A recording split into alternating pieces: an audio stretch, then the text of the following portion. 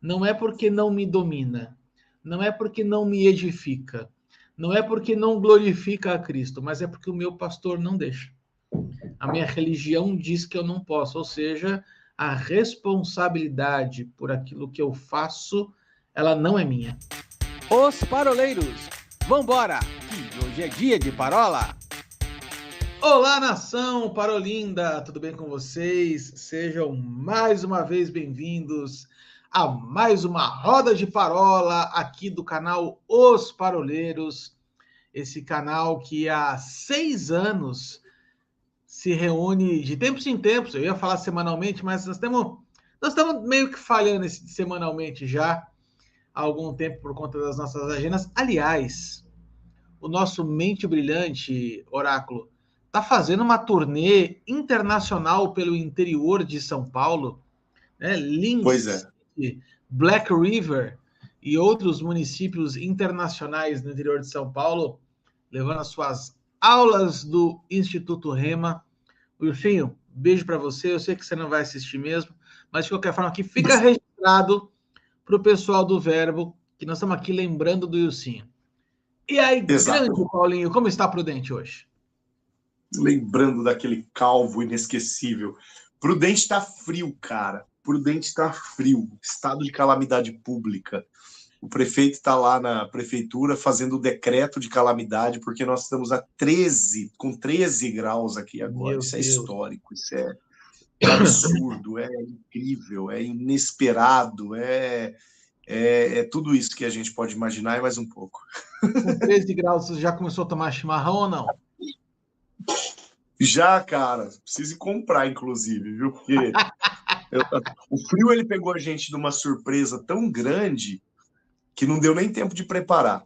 Mas amanhã a minha melhor metade já falou que a gente vai precisar ir para o mercado, então um dos itens vai ser a ervinha de chimarrão. Ah, que beleza. Aliás, para você que está aí, Paulinho, o pessoal que está imprudente, amanhecer com esse frio já tem sido um esforço incrível. Mas ainda bem que existe uma motivação extra para o povo de Prudente acordar cedo, porque Prudente começou com os seus 120 dias de jejum de consagração, lives de segunda a sexta, das 5h30 às 6 da manhã.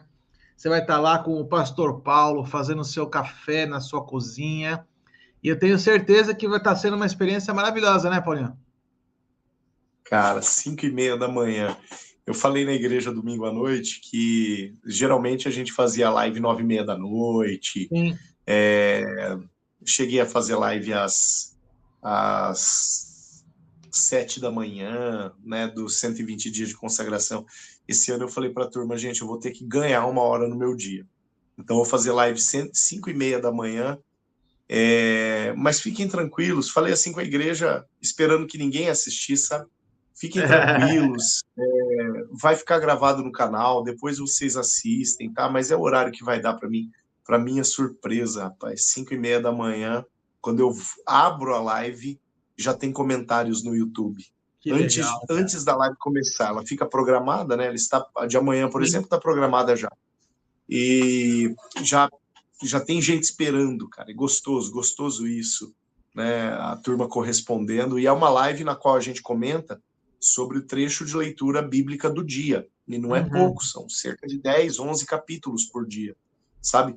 Então, ver que a turma está lendo a Bíblia e participando da live para buscar conhecimento, e assim, questão de 2, 3 horas depois da transmissão ao vivo, o número triplica, quadruplica, né, o número de pessoas que têm assistido. Então, isso é muito bacana, né? Tem sido uma experiência gostosa, novamente, todos os anos, né? São 9 anos já fazendo 120 dias de consagração. Na verdade, foram 3 anos fazendo 90 dias de consagração e 6 anos fazendo 120 dias de consagração. E as lives na pandemia nós começamos, no ano de 2019, né? Portanto, esta é a 7ª edição na qual nós temos as lives. Antes a gente fazia pelo Instagram e pelo menos de uns 4 anos para cá a gente vem fazendo pelo YouTube para ficar gravado. e uma experiência muito gostosa, comentar a Bíblia, conversar sobre Bíblia com o pessoal, contextualizar a leitura que o pessoal vai fazer, isso é muito gostoso, muito bom mesmo. Show de bola. Então, nesta parola 253, a gente vai mais uma vez trazer aqui um tema que é um dos temas mais pesquisados no Google, né, dentro do universo cristão em 2025. E essa aqui, Paulinho, é uma parola que nós vamos fazer no nosso 1x1 aqui, no nosso Go a Go, que é um tema que vira e mexe e aparece em várias conversas. Nós vemos vários influenciadores, pastores na internet, né, trazendo essa mesma questão. E eu acho incrível que quando as pessoas abrem as suas caixinhas de perguntas, os líderes e pastores principalmente, né, eu tenho visto isso com bastante frequência, a maior parte das perguntas ainda está baseada no pode ou não pode. Será que cristão pode fazer isso? Não pode fazer aquilo? Isso é pecado? Isso não é? Cristão pode vestir isso? Cristão pode vestir aquilo? E a gente fez, inclusive, uma parola dentro deste tema, falando a respeito de bebida alcoólica e tudo mais. Mas dentro disso aqui, eu acho que existe um guarda-chuva que ele é um pouco mais amplo, mas ao mesmo tempo vai trazer para a gente uma discussão um pouco mais profunda sobre isso, que não é o pode ou não pode um assunto específico. Mas por que tanto cristão ainda, Paulinho, ele ainda é preso nessas questões do pode ou não pode? E o que eu acho que é interessante é que a maioria das vezes eu acredito que essas perguntas elas não nascem por uma rebeldia, mas elas nascem do medo de desagradar a Deus. Né? Tem gente que ama verdadeiramente Jesus, vive a fé como quem anda num corredor cheio de alarmes, porque existe dentro não só um conceito errado de lei e graça, mas também existe uma série de bagagens das tradições religiosas do Brasil desde a sua origem, que fazem com que as pessoas fiquem um tempo inteiro tentando descobrir aonde é que está a linha proibida. E eu acho muito engraçado isso, porque algo que eu falo aqui em São José com os homens quando eu faço o curso, a gente vai estabelecer a questão de limites, né? Sabe que como é importante os limites, mesmo porque Provérbios vai dizer que o homem que não tem autocontrole, autogoverno, ele é como uma cidade com os seus muros derrubados. Então, saber os limites, sim, é importante. Mas por que o tempo inteiro a gente fica tentando procurar aonde está o limite para ficar sempre o mais próximo dele? Quando o nosso objetivo deveria saber assim, eu sei que eu posso ir até ali, mas eu vou ficar o mais longe possível disso, porque eu não preciso viver o tempo inteiro em cima do limite.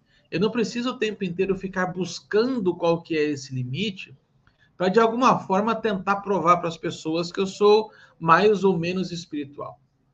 Enfim, eu fico pensando a seguinte coisa. Será que a pergunta que hoje nós devemos fazer é pode ou não pode? Ou a pergunta deveria ser quem eu estou me tornando a partir do que eu faço? Aqui acho que está um dilema bacana para a gente começar, porque aí vai trazer esse assunto de lei e graça, né? E eu queria muito te ouvir a respeito disso para a gente desmembrar o assunto depois. Amém. Arthur, em Gálatas, capítulo 5, versículo 13, a Bíblia nos registra o seguinte, através das palavras do apóstolo Paulo: não useis da graça para dar ocasião à carne. Tá? De uns anos para cá, quem sabe umas décadas para cá, umas 2 ou 3 décadas, 3 eu acho que não, mas umas 2 décadas sim, vem crescendo um pensamento teológico, isso não apenas no Brasil, isso é um fenômeno mundial, vem crescendo um pensamento teológico raso, no qual a graça ela é superestimada, no sentido de ter os seus sentidos ampliados de uma maneira absurda, enquanto a necessária obediência, a necessária renúncia, a necessária conversão, mudança de vida, arrependimento, pedido de perdão, são subestimados, né? Então, algumas coisas que colocam o crente em Cristo Jesus para pensar, elas acabam tomando lugar secundário diante de um pensamento teológico raso e de um pensamento teológico extremamente superficial. Ao ponto de eu poder te responder essa pergunta com uma única palavra, só que eu não vou fazer isso. Quando você pergunta assim, por que as pessoas ficam tão perdidas como pode ou não pode? Eu poderia te responder com a seguinte palavra, vagabundagem. Eita. Mas eu não vou fazer isso. Mas por que eu usaria essa palavra e eu vou construir a resposta que, porventura, justifique essa minha tese? Porque aquilo que coloca um crente para pensar e para construir um pensamento sistemático que vá além da simples e rasa resposta pode ou não pode, tem sido repelido e tem sido evitado. Sabe, construir, sistematizar uma resposta a partir de preceitos bíblicos, pegar a Bíblia e colocar na balança, sabe? Pegar princípios e colocar na balança. Isso tem sido cada vez mais evitado. Por isso que perguntar pode ou não pode, e como pastor o tempo todo eu lido com esse tipo de pergunta. Pastor, o homem pode fazer aquilo, a mulher pode fazer aquilo, o casal pode fazer aquilo outro, o filho pode responder dessa forma para o pai, pode furar a orelha, pode fazer tatuagem, pode usar esse tipo de roupa, pode fazer essas coisas, pode jejuar desse jeito, pode orar daquele jeito. As pessoas querem respostas fast food, da forma que elas estão acostumadas muitas vezes a entrar numa fila de um restaurante e fazer o pedido, e enquanto ele está pagando o pedido já está ficando pronto no balcão. Respostas pré-planejadas, pré-fabricadas. Né? O pedido ele só fica pronto no balcão porque o hambúrguer já está frito, a salada, a alface já está cortada, o tomate já está cortado, o ovo já está frito e o queijo já está fatiado. Então, por conta disso, enquanto o sujeito computa um negócio aqui dentro, alguém já está trabalhando lá na linha de produção para que o processo de espera seja o menor possível e a experiência com a resposta rápida seja a mais agradável possível. Então, olha duas coisas às quais a nossa geração, a geração dos nossos filhos, está sendo doutrinada no dia a dia, por um mundo que corre. E aqui eu não estou falando que as coisas serem rápidas é ruim, mas é que a gente não pode transferir algumas facilidades para algumas coisas que permanecem com o seu grau de dificuldade necessário, né? Mas as pessoas estão sendo doutrinadas a esperar a resposta rápida e preferencialmente vinda do outro. Aquela resposta na qual eu me coloco em uma fila, eu faço o meu pedido e daqui a pouquinho eu já tenho a resposta do meu pedido do jeito que eu queria, nas minhas mãos, para que eu experimente a resposta do jeito que eu quis. Agora, os processos de construção de pensamento bíblico, eles são muito mais profundos do que isso. E sejamos francos, estudar a Bíblia dá trabalho. Ler a Bíblia qualquer um lê, mas estudar a palavra dá trabalho. Entender a palavra dá trabalho. Contextualizar a palavra dá trabalho. Extrair da palavra uma mensagem para hoje que não seja divorciada da mensagem eterna dá trabalho. Porque, sejamos francos, a Bíblia tem uma mensagem que é eterna. Mas muitos acróbatas da fé pegam a mensagem eterna e distorcem de tal forma ao ponto de tentar responder algo hoje, dizendo que a Bíblia diz o que a Bíblia nunca disse. Dizendo que Deus diz o que Deus nunca disse. Isso é um perigo. Isso é um acidente horroroso. Quando pessoas não apenas se equivocam com uma resposta bíblica, se equivocam com o princípio bíblico, como principalmente quando induzem outros a esse equívoco. Eu costumo dizer para alunos de Bíblia, da minha área de Bíblia, na faculdade, nos seminários e por aí, por onde eu sou convidado a ministrar alguma espécie de aula, que dizer a Bíblia diz é uma responsabilidade tamanha, é a maior responsabilidade que alguém pode ter nesta terra. Porque nós estamos atribuindo à palavra do Senhor aquilo que nós concluímos. E se a nossa conclusão for ferida, for machucada, a gente vai ter que prestar contas acerca disso para o dono da palavra, né? Agora, até onde os nossos amigos ou nós mesmos estamos aptos a construir pensamentos bíblicos, não apenas lendo textos bíblicos, mas estudando a palavra do Senhor com profundidade, né? Por isso que eu disse, eu poderia resumir a perguntinha pode ou não pode com uma palavra só. Mas eu prefiro levar até mesmo o nosso parolindo, parolover, ouvinte, ou como é que fala quando o sujeito assiste? Ele é um assistente? Espectador? É nosso telespectador, teleinternauta. Teleinternauta, o nosso querido navegador de sites como Os Paroleiros.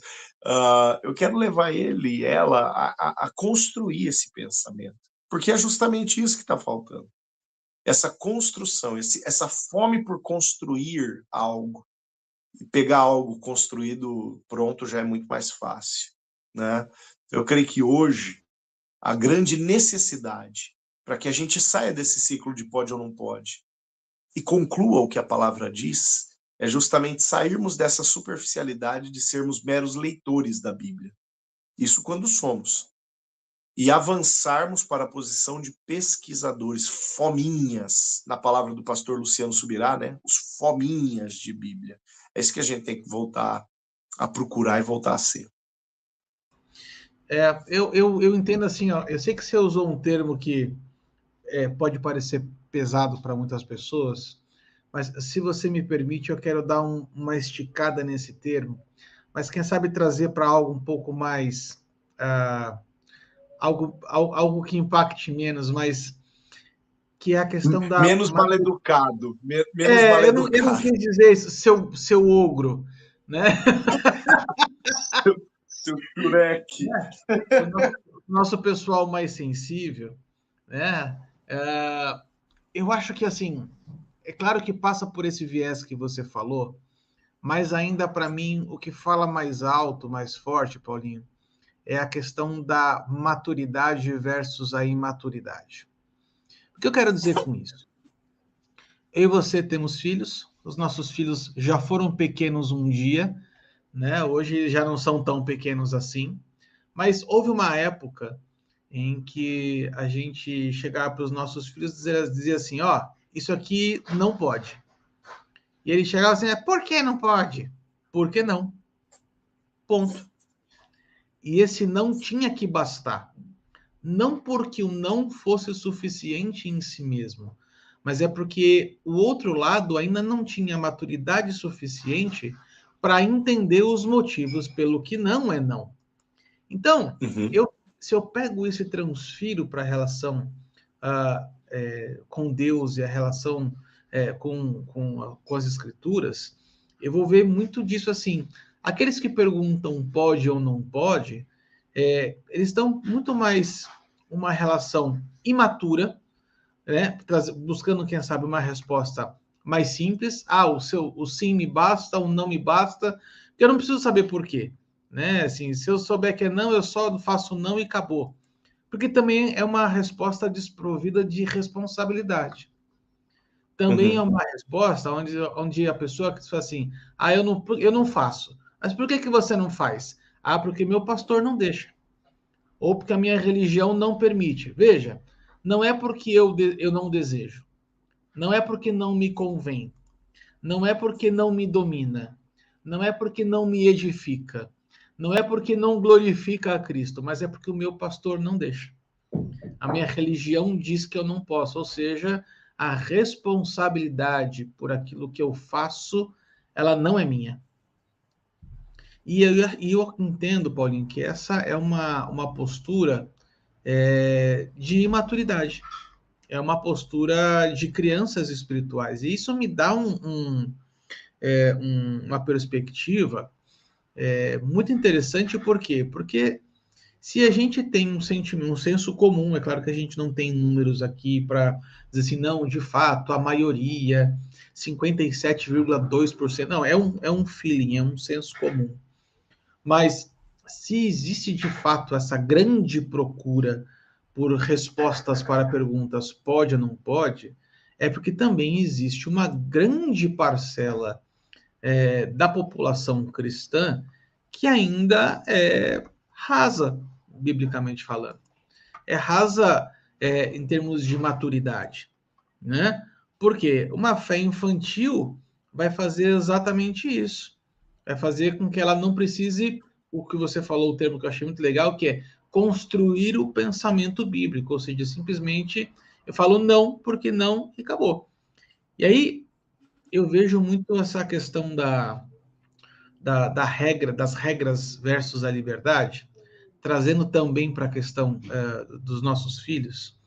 E eu lembro quando ambos os meus eram bebês, eu não sei se aí, lá em Dourados, e aí tinha essa figura dentro de casa, mas ali esteve, que é o tal do chiqueirinho, né? Que era um lugarzinho seguro, onde a gente coloca o bebê ali dentro.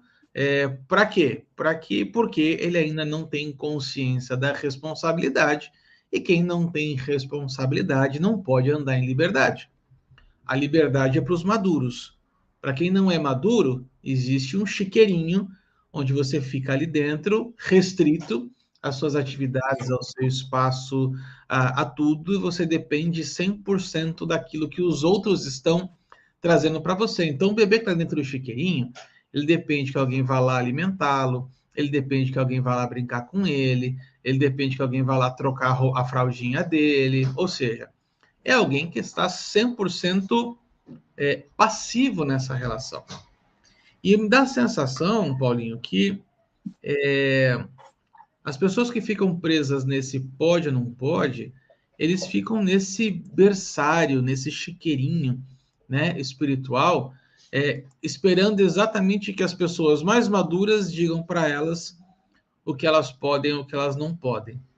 Aqui eu acho que tem uma chave interessante para ver, para a gente conversar, porque, de certa forma, isso acaba remetendo também um pouquinho ao segundo ponto do que a gente ia conversar, que são as raízes históricas, né, da religião no Brasil. A gente sabe que a nossa cultura religiosa ela foi construída durante séculos com pilares como, por exemplo, a culpa, o medo, a punição, o controle de comportamento. E aqui fica uma das grandes críticas que eu sempre faço, né? Que a religião ela não se preocupa em transformar o seu interior, mas se preocupa em adestrar o seu comportamento. Então, quando a gente começa uma transformação de fora para dentro, a gente vai cair muito nessa questão do pode ou não pode. Ah, eu posso fazer isso, eu não posso fazer aquilo, eu posso usar esse tipo de roupa, não posso, eu posso usar maquiagem, eu não posso, eu posso usar um brinco, eu não posso, eu posso usar um sapato, eu não posso. E aí a gente vai cair naquela vertente que a gente já está acostumado a ver no Brasil, né? Que é a questão dos usos e costumes. Nós tivemos já uns anos atrás uma parola exclusivamente sobre usos e costumes e o quanto isso impacta na vida das pessoas até hoje.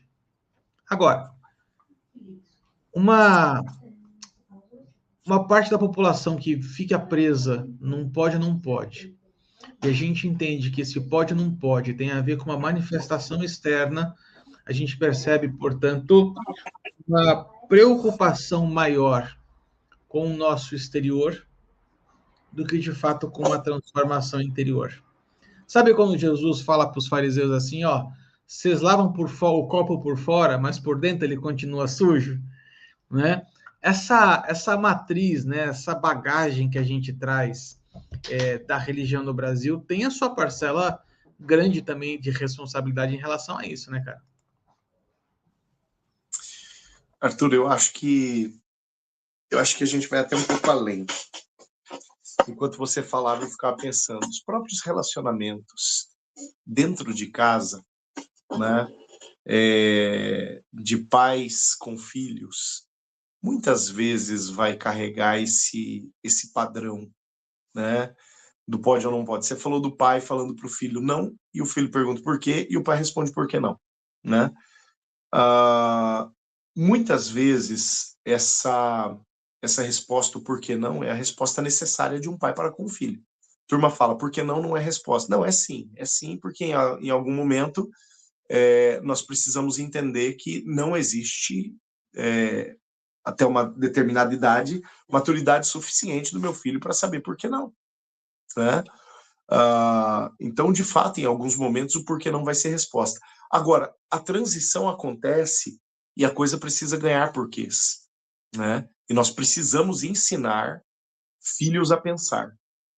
A própria palavra, ela fala algumas vezes em Provérbios acerca da necessidade de filhos atenderem aos ensinos de seus pais. Isso pressupõe uma via de mão dupla. A responsabilidade do filho obedecer o ensino do pai, mas também a responsabilidade do pai ensinar ao filho, né? E um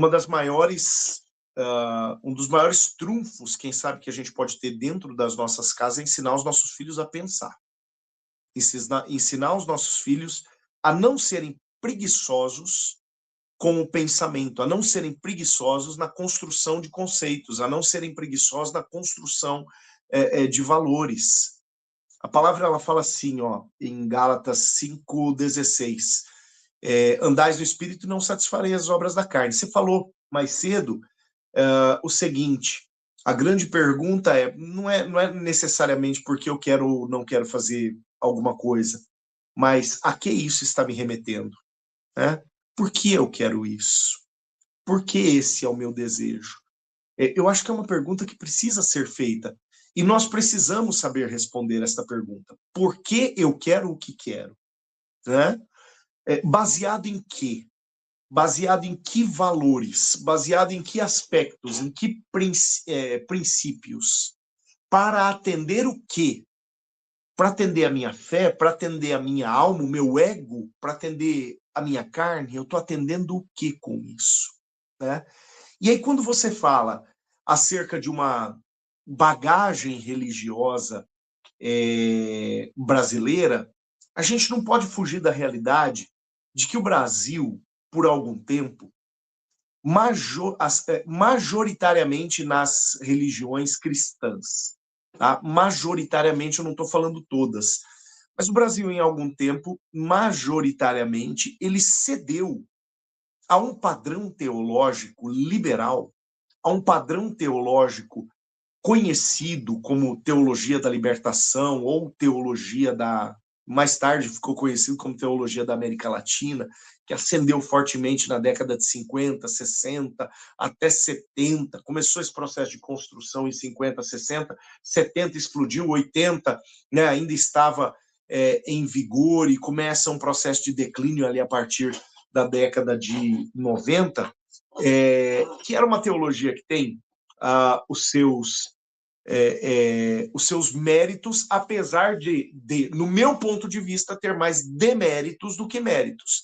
E quais eram, quem sabe, alguns méritos? Poxa, uma igreja preocupada com a questão social, preocupada com o povo, preocupada com o vulnerável, tranquilo. Tudo isso é muito bom e, de fato, a igreja precisa se preocupar. A gente encontra essa preocupação em Atos dos Apóstolos. O grande problema é que muitas vezes cessava aí, parava por aqui, né? E parava exatamente na necessidade de afagar pessoas que precisavam de um determinado afago, de atender pessoas que precisavam ser atendidas em alguma de suas necessidades.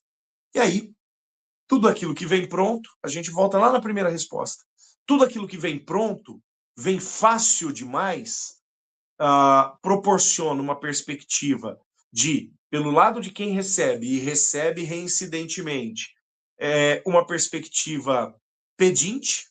Escuta, quando vem a próxima dádiva, né? Por outro lado, pelo lado de quem dá, uma perspectiva de domínio, de controle, né? Eu tenho você na mão porque, de alguma forma, eu estou atendendo a sua necessidade.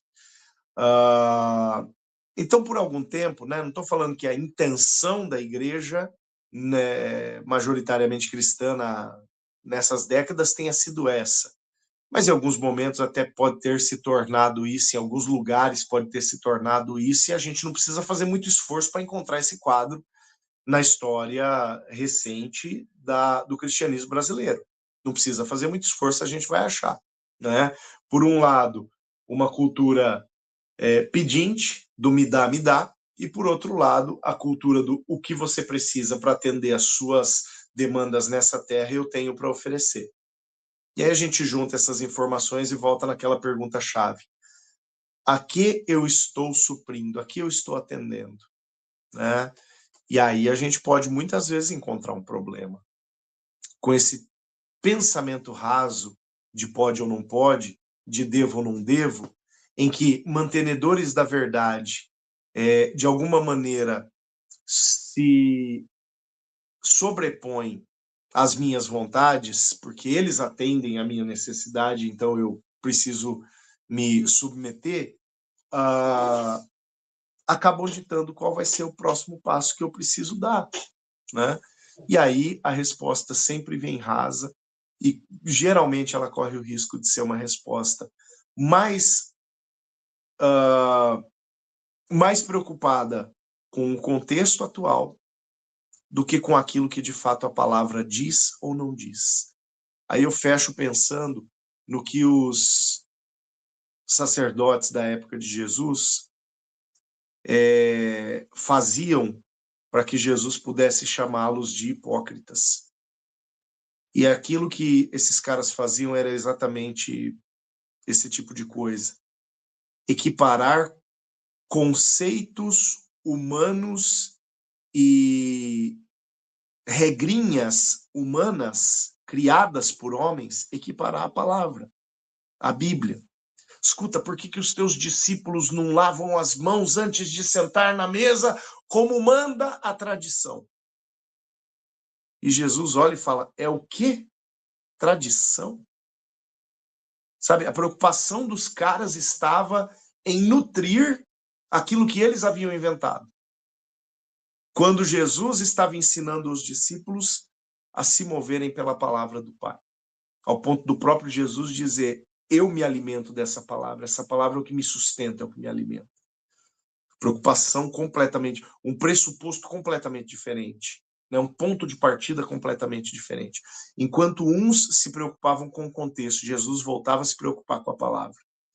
E por que os discípulos não se comportavam como aquilo que eles haviam aprendido por parte dos sacerdotes desde pequenos?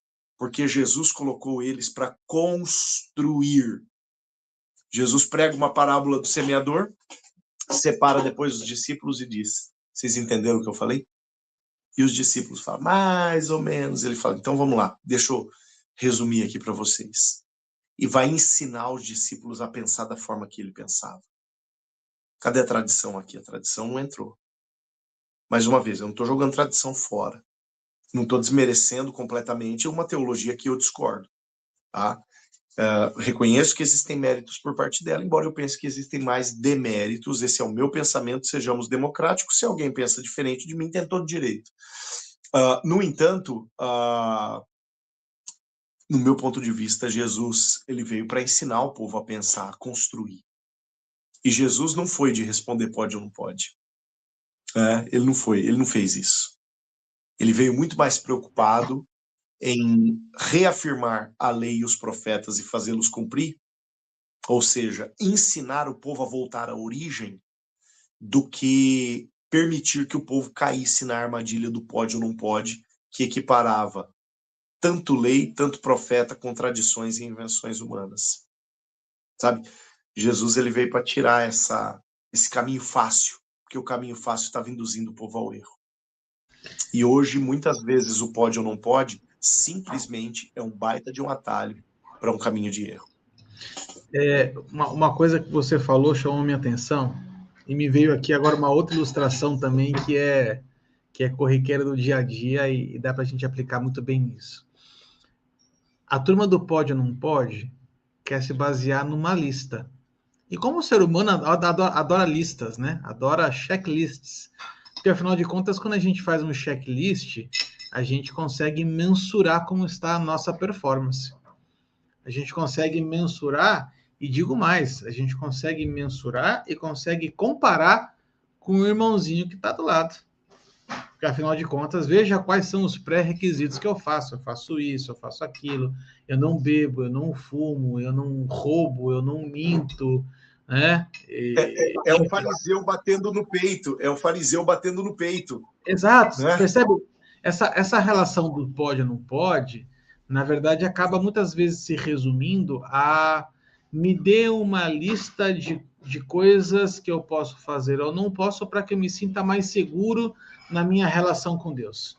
Porque aí, se eu pegar a lista, faz o seguinte, se você me passar uma lista, eu ando com essa listinha no bolso e eu não preciso mais te perguntar de novo.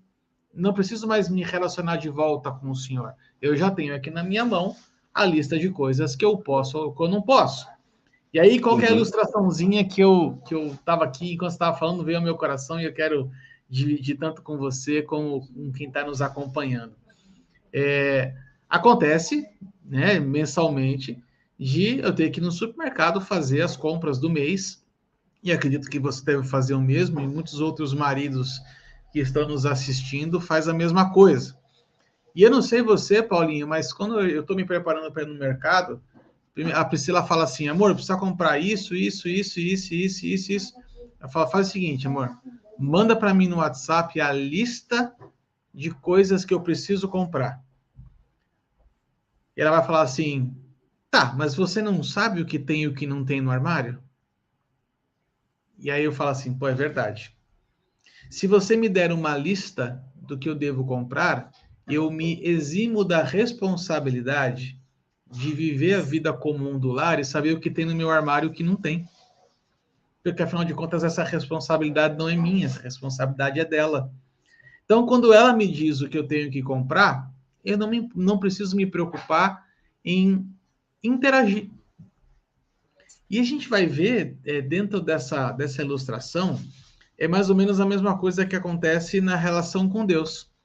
Então, quando a gente tem uma listinha lá do que pode, o que não pode, o que eu faço, o que eu não faço, automaticamente eu não preciso voltar e consultar o Senhor para saber se eu estou agradando o coração dele ou não, porque, afinal de contas, basta que eu obedeça uma lista de regrinhas e automaticamente eu sei que o coração do Senhor vai estar sendo agradado. Só que, de fato, Jesus não veio, como você disse, né? Jesus não veio para isso. Ele veio para estabelecer um novo tipo de relacionamento com Deus. E quando a gente se relaciona com Deus, nós temos que nos tornar, primeiro, sensíveis, segundo, sábios. Nós vamos ter que aprender a discernir o que ele está dizendo. E como é difícil a gente ter que parar e discernir sobre o que ele está dizendo, né? E é muito isso, assim. O ser humano adora listinhas. Não porque as listinhas elas se encerram em si mesmas, mas porque as listas nos dão a falsa sensação, Paulinho, uma falsa sensação de segurança, onde basta eu saber quais são as regras do jogo, que automaticamente eu não perco. E, na verdade, a gente está muito mais com medo de perder do que com vontade de ganhar. Não sei se você já ouviu essa expressão, né? Mas quem vive dentro do pode ou não pode tem muito mais medo de perder do que vontade de ganhar. Então, a questão toda não se trata do virar para Deus e falar assim, Senhor, me diga o que é proibido fazer. Mas de perguntar, o que o Senhor está formando em mim a partir disso? O religioso, ele quer um manual, mas o discípulo, ele procura ser transformado. E como isso é fundamental, isso na nossa relação com Deus? A partir do momento que a gente chega nesse nível de maturidade e fala assim, cara, eu não preciso mais de uma lista. Eu vou, todas as vezes que eu tiver uma dúvida, eu vou aos pés do Senhor, e por conhecê-lo, eu já sei o que o agrada e o que desagrada. Eu conheço por intermédio da leitura da palavra o que deixa o coração do Senhor alegre ou o coração do Senhor triste. E como me alegra eu querer deixar o coração do Senhor feliz, né? Enquanto a turma do pode ou não pode fica presa em questões de comportamento, Deus está muito mais preocupado com o nosso caráter. E eu acredito que isso muda completamente a perspectiva da caminhada cristã. Quando a gente sai de um viés só de comportamento, ou seja, um viés externo, e começa a se concentrar muito mais no caráter ou naquilo que eu estou me tornando. Aqui eu acho que tem uma chave bacana, né, para a gente alongar um pouquinho. Sim, sim, sem dúvida. E eu acho que nesse ponto, Arthur, quando a nossa preocupação ela sai da dimensão física, sai da dimensão desta terra e torna-se uma preocupação espiritual, sobrenatural, eterna, eu acho que aí a gente está alinhando o foco com o Senhor. Né? E aí a gente cai naquilo que eu falei lá de Gálatas 5,16. Andeis no Espírito e não satisfareis as obras, as vontades da carne. Né? Então a ideia de andar no Espírito, ou antagonia, né, entre Espírito e carne aqui nesse versículo, ela diz muito respeito ao como nós vamos usar o conceito de graça que é derramado sobre nós. Né? O próprio texto, inclusive, se a gente pega esse capítulo de Gálatas, ele é formidável, né? Porque se a gente pega esse capítulo, ele vai falar justamente acerca de escravidão, né? E associar escravidão, né? Você estava falando do chiqueirinho, né? Antes, associar escravidão a uma vida pautada nas obras da carne, nas coisas da carne. Uma vida que todos os esforços, eles visam atender a carne. Aqui eu estou atendendo, aqui eu estou remetendo com aquilo que eu quero, com aquilo que eu desejo. Né? Paulo ele vai chamar de escravidão o atender à carne, o viver para a carne, o desejar única e exclusivamente satisfazer a minha carne. E ele vai chamar de graça a realidade de nós olharmos para a nossa existência a partir de outro ponto de vista.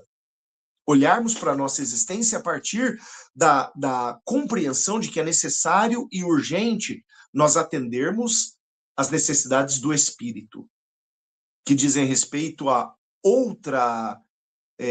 outras intenções, que dizem respeito a outras prioridades e que são supridas com outras ferramentas, com outras realidades. Né? Aquilo que supre minha carne não supre meu espírito necessariamente. E vice-versa. Aquilo que supre meu espírito não supre a minha carne necessariamente. Né? É bem verdade que algumas coisas são convergentes, mas nem todas. Quem sabe a maioria não é. Né? A maioria é específica. Eu vou suprir as necessidades do meu espírito vivendo coisas espirituais. E me parece que o viver coisas espirituais, viver ou dar vazão à vida do Espírito em nós é algo extremamente necessário. E eu tenho, no mínimo, 2 motivos para isso. Em Gálatas, capítulo 2, versos 19 e 20, o apóstolo Paulo fala, já não sou eu que vivo, é Cristo que vive em mim, e a vida que agora eu vivo já não é mais a minha vida, mas é a vida de Deus em mim. Ele está falando, olha, eu tenho novas prioridades, eu tenho uma nova cosmovisão, eu tenho um novo ponto de vista, eu tenho eu almejo novas coisas. E, em segundo lugar, Jesus disse que o Pai, Deus, é Espírito, e a Ele importa que os seus adoradores o adorem em Espírito e em verdade. Então está aí a necessidade de nós nos movermos em Espírito, até mesmo para que a nossa interação com Deus não seja comprometida. Para que o nosso acesso a Deus ele não seja limitado. E aí, se nós voltarmos lá naqueles primeiros conceitos nos quais nós diferenciamos ou distinguimos acerca da preguiça. Eu usei o termo vagabundagem, vamos usar outro agora. Da preguiça de construir uma mentalidade espiritual, né, em troca de respostas fáceis que venham, né, via fast food, de uma forma rápida e preparada por outros. Para mim, essa preguiça, ela acaba sendo o grande vilão dos nossos dias, para que as pessoas não mergulhem profundamente em uma vida pautada pelo Espírito, não vivam a vida do Espírito, não vivam a vida de Deus em si, e por conta disso, o seu acesso ao Senhor seja comprometido. Por isso tantas dúvidas. Sabe, por isso uma fé tão infantil ou infanto-juvenil, como você mencionou, a questão da maturidade ali na sua segunda fala. Tão imatura, ao ponto de não dar um passo por não saber se aquele passo é possível ou não. Olha só, eu não estou falando que a fé é você saber todas as coisas, tá? Você ter todas as respostas.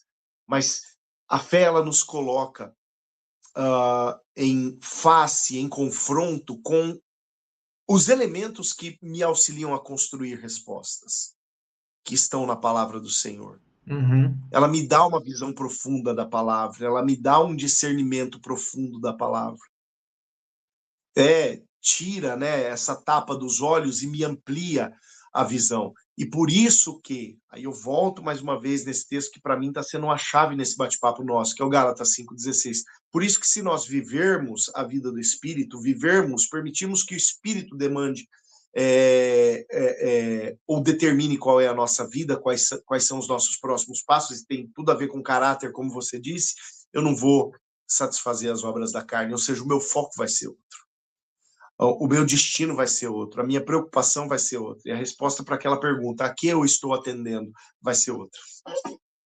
Sim, mesmo porque quando a gente se aproxima de Deus para saber se aquilo que nós estamos fazendo é algo bom para a gente, nas palavras do pastor Zé Bruno, que eu vejo na internet do Resgate, ele fala assim, nós estamos amando mais a nós mesmos do que a Deus.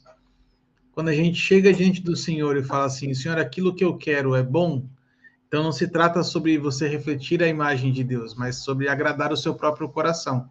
Logo, você se ama muito mais do que ama a Deus. Mas o que eu acho muito legal disso tudo, Paulinho, assim, desse resumo, né, nessa última fala nossa aqui, é que, de fato, Deus não está preocupado em criar fiscais religiosos, mas está preocupado em desenvolver filhos. E filhos maduros, né? Porque filhos maduros conhecem o coração do pai, filhos maduros, eles discernem todas as coisas, filhos maduros não vivem movidos por culpa, nem por medo, e principalmente eles entendem que santidade não é uma performance espiritual, mas é algo de uma transformação interior. Então, eu creio que essa nossa parola, ela vem para... Eu vou usar um termo coach aqui, eu odeio isso, mas vem para destravar realmente, assim, a vida de pessoas que até aqui elas têm se relacionado com Deus baseado em culpa, baseado em medo, baseado em controle. Quando, na verdade, o nosso relacionamento com Deus não deve se pautar nessas coisas. Hoje nós vivemos um tempo de graça. Mas a graça nos traz uma grande responsabilidade, Paulinho, que é a gente saber conjugar liberdade com santidade. E as duas coisas, elas só conseguem caminhar juntas quando Jesus é o centro. Quando Jesus é o centro, a gente consegue conjugar com sabedoria e com equilíbrio essas duas vertentes, a liberdade e a santidade. Então, a pergunta que eu deixo para quem nos acompanha aqui é: pare de perguntar o que você pode ou o que eu não pode, mas comece a se perguntar o quanto eu estou me tornando mais parecido com Jesus. o quanto eu estou me aproximando do caráter dele, o quanto eu estou me aproximando da imagem dele, o quanto eu estou me tornando cada vez mais parecido com ele. Se isso começar a ser o centro da sua vida, eu tenho certeza que você vai começar a caminhar com menos culpa e andar com mais leveza e com graça, né? Suas palavras finais, Paulinho? Não, eu acho que assinar embaixo disso que você falou já seria suficiente, né? O quanto eu estou me tornando mais próximo de Jesus. Eu acho que a configuração atual do que Paulo falou, já não sou eu quem vivo, é Cristo que vive em mim. Se essa for a conclusão, eu estou chegando perto, sabe? Eu estou parecendo com ele. Jesus, de fato, está sendo evidenciado em mim. Se essa for a conclusão, amém, nós estamos no caminho certo. Porque a vontade de Jesus era fazer, ou o alimento de Jesus era fazer a vontade do Pai. Então nós estamos no caminho certo. Agora, se não, é só ralar mais um pouquinho, é só buscar mais um pouquinho, é só jejuar mais um pouquinho, é só viver mais um pouquinho a vida do Espírito, porque aí a coisa vai funcionar. Maravilha! E para você que nos acompanhou até aqui, então fica o nosso convite, o nosso desafio. Compartilhe esse vídeo para alguém que você sabe que tem caminhado cansado, sobrecarregado, tem caminhado na sua jornada com Deus com culpa, com medo. Existe uma palavra de libertação, existe uma palavra de exortação mesmo, de consolo, de incentivo, para que você ande em novidade de vida. E se você gostou, deixa aqui o seu joinha, compartilha com as pessoas que você ama, pessoas que você entende que precisa ter acesso a esse conteúdo. E, ó, não só esse, mas outras 252 parolas estão disponíveis para você no nosso site, osparoleiros.com.br, além dos nossos livros, os nossos cursos. E se você gostou, assina aqui o nosso canal. Vai ter muita coisa nova para frente também. E a gente se vê no episódio que vem, se Deus quiser. Tchau, tchau. Valeu, Paulinho! Valeu! Até!